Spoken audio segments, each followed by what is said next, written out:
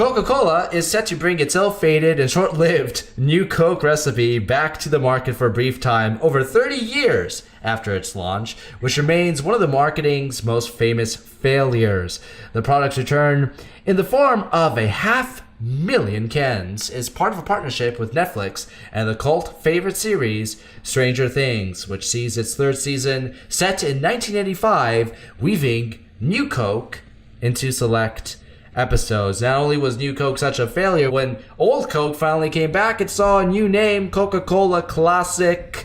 Now, did any of you ever actually try New Coke? I assume that's a no.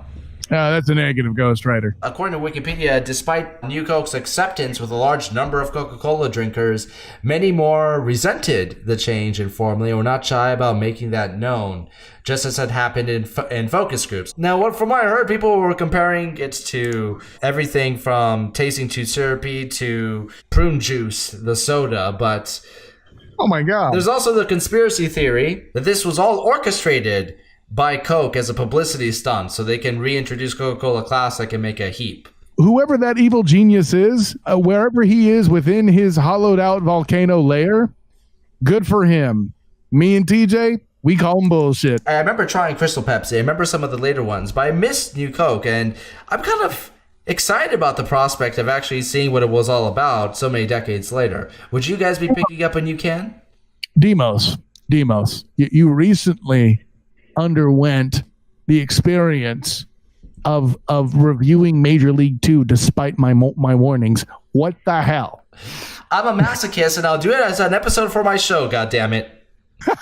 Like and subscribe if you want me to drink New Coke on air. Oh, look at this. He's really whoring himself out now. I love it. Hey, if Stranger Things can whore themselves out, I can do it too. Wait a minute. I have traded in brownies so that I can treat myself to one soda a week. So I've granted myself 1 liter a week, and I would be totally fine making that 1 liter for that week a new Coke, as long as it freezes the right way, because I like my Coke with a sense of chill. I'll put it this way. If you like and subscribe 10 times, then I'll think about it. I think it's brilliant in its own way. The only good thing that I could have said about the Ghostbusters remake that we just had was they brought back Ecto Cooler for a little while. That was cool. Ecto Cooler was awesome. Yeah, that's the only positive thing I had about the 2016 Ghostbusters. But at least this is gonna be tied to a more successful property.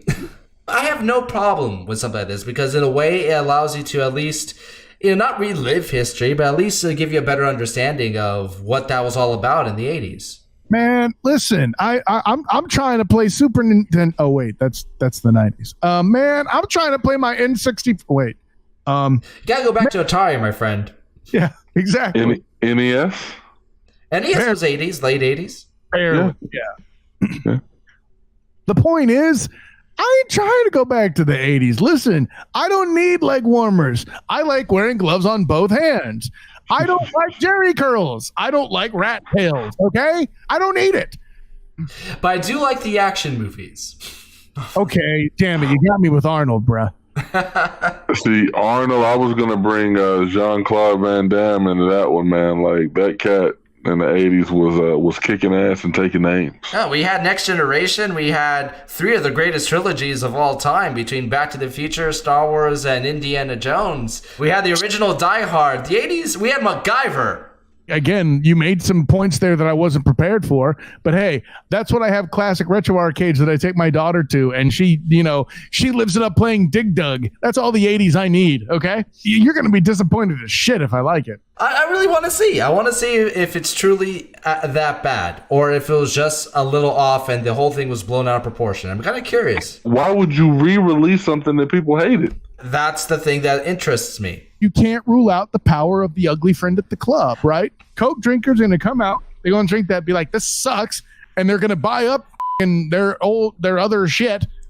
But I think that's part of the appeal, though, to see if it was really that bad. Was it something that was blown out of proportion, or does the conspiracy theory have any basis for argument? I mean, listen, don't act like you haven't been tempted to watch The Phantom Menace to see if it's as shitty as you thought it was.